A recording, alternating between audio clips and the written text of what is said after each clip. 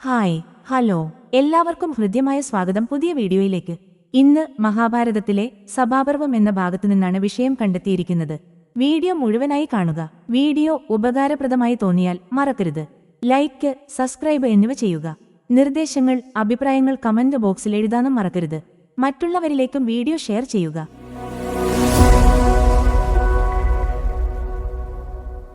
സ്വയംഭൂവ മനുവിന്റെ പുത്രനായ പ്രിയംവ്രതന്റെ ഏകപുത്രിയായ ഊർജ്വതിയെ അസുരമഹർഷിയായ ശുക്രമഹർഷിക്ക് വിവാഹം ചെയ്തു കൊടുത്തു. ഊർജ്ജസ്വതിയിൽ ശുക്രാചാര്യർക്ക് ജനിച്ച ഏകപുത്രിയാണ് ദേവയാനി. ദേവയാനിയുടെ ബാല്യകാലത്ത് അസുരവംശ രാജാവ് വൃഷപർവാവായിരുന്നു. അദ്ദേഹത്തിന്റെ ഏകപുത്രിയായിരുന്ന ശർമ്മിഷ്ഠയും ദേവയാനിയും ഉറ്റ സുഹൃത്തുക്കളുമായിരുന്നു. തന്റെ ബാല്യകാലം മുഴുവനും ശർമ്മിഷ്ഠക്കൊപ്പമായിരുന്നു. ദേവാസുരയുദ്ധത്തിൽ മരിച്ചു വീഴുന്ന അസുരന്മാരെ കുലഗുരുവായിരുന്ന ശുക്രാചാര്യർ തനിക്ക് മാത്രമറിയാമായിരുന്ന മൃത്സഞ്ജീവനി മന്ത്രം ഉപയോഗിച്ച് ജീവിപ്പിക്കുകയും അവർ 10 മടങ്ങ് ആരോഗ്യവാന്മാരായി തിരിച്ചുവരികയും ചെയ്തു. ഇതിനു പരിഹാരമായി ദേവഗുരുവായ ബൃഹസ്പതി തന്റെ പുത്രനായ കജനെ മൃത്സഞ്ജീവനി മന്ത്രം പഠിച്ചെടുക്കാനായി ശുക്രാശ്രമത്തിലേക്ക് അയക്കുകയും കജൻ വേഷം മാറി ശുക്രന്റെ ശിഷ്യത്വം സ്വീകരിച്ച് ആശ്രമത്തിൽ കഴിച്ചുകൂട്ടി. മൃതസഞ്ജീവനി വിദ്യ അഭ്യസിക്കാൻ എത്തിച്ചേർന്ന കജനുമായി ദേവയാനിയെ അനുരാഗബദ്ധയാക്കുകയും പലപ്പോഴും കജനെ അസുരന്മാരിൽ നിന്നും രക്ഷിക്കാൻ സഹായിക്കുകയും ചെയ്തിരുന്നു. പക്ഷേ മൃതസഞ്ജീവനി അഭ്യസിച്ചശേഷം കജൻ ദേവയാനിയെ വിവാഹം കഴിക്കാൻ വിസമ്മതിക്കുകയും ദേവലോകത്തേക്ക് പോകാനൊരുങ്ങുകയും ചെയ്തപ്പോൾ കജന്റെ വിദ്യ ഫലിക്കാതിരിക്കട്ടെ എന്ന് ദേവയാനി ശപിക്കുന്നു. കജനാകട്ടെ ദേവയാനിയെ ദേവവർഗത്തിലാരും വേൾക്കാതിരിക്കട്ടെ എന്ന് മറുശാപവും നൽകി പോകുന്നു.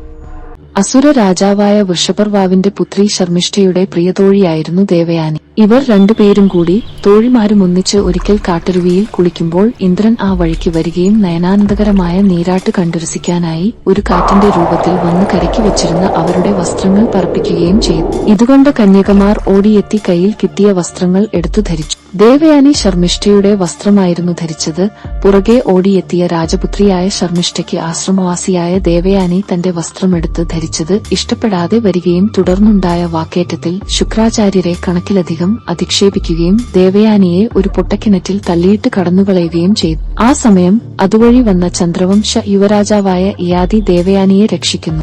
ദേവയാനിയാകട്ടെ പിതാവിനെയും തന്നെയും കണക്കറ്റ് ഭർത്തിച്ച ശർമ്മിഷ്ഠയുടെ കൊട്ടാരത്തിലേക്ക് ഇനി മടങ്ങി ചെല്ലുകയില്ലെന്ന് ശാഠ്യം പിടിക്കുകയും ഒടുവിൽ ശുക്രാചാര്യരുടെ ശാപം ഭയന്ന വൃഷപർവാവ് ദേവയാനിയുടെ എല്ലാ ആവശ്യങ്ങൾക്കും മുന്നിലും വഴങ്ങുകയും ശർമ്മിഷ്ഠയെയും 1000 ദാസിമാരെയും ദേവയാനിയുടെ ദാസിമാരായി നൽകാമെന്നുള്ള വ്യവസ്ഥയിൽ കൂട്ടിക്കൊണ്ടുപോവുകയും ചെയ്യും. നഗ്നയായി കിണറ്റിൽ കിടന്ന ദേവയാനിക്ക് യയാതി പുടവ് കൊടുത്ത് രക്ഷിക്ക കാരണം തുടർന്ന് വിവാഹം കഴിക്കുകയും ദേവയാനിയുടെ വാശിമൂലം ശർമ്മിഷ്ഠയെ ദാസിയാക്കിയാണ് ദേവയാനി ഭർതൃഗൃഹത്തിലേക്ക് പോകുന്നത്. പോകുമ്പോൾ യാതൊരു കാരണവശാലും ശർമ്മിഷ്ഠയെ സ്പർശിക്കാനിടയാകരുതെന്ന് യയാതിക്ക് ശുക്രാചാര്യൻ ആജ്ഞ നൽകിയാണ് വിടുന്നത്.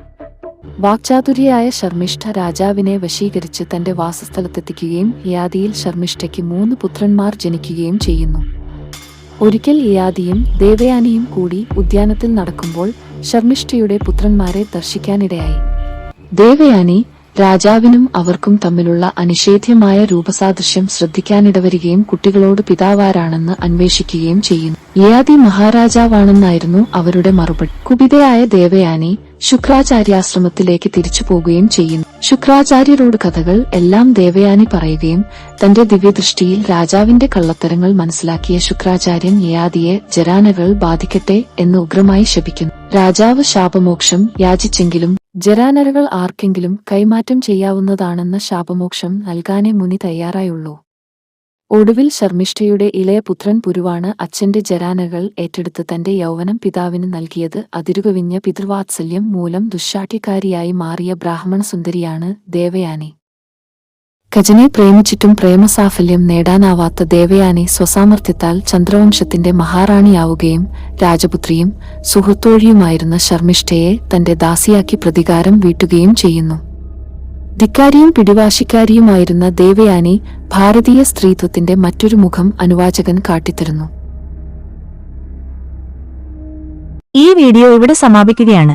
ഇഷ്ടമായാൽ ലൈക്ക്, ഷെയർ എന്നിവ ചെയ്യുന്നതോടൊപ്പം സബ്സ്ക്രൈബ് കൂടി ഉൾപ്പെടുത്തുക. പുതിയ വീഡിയോയുമായി വീണ്ടും കാണാം. നമസ്കാരം.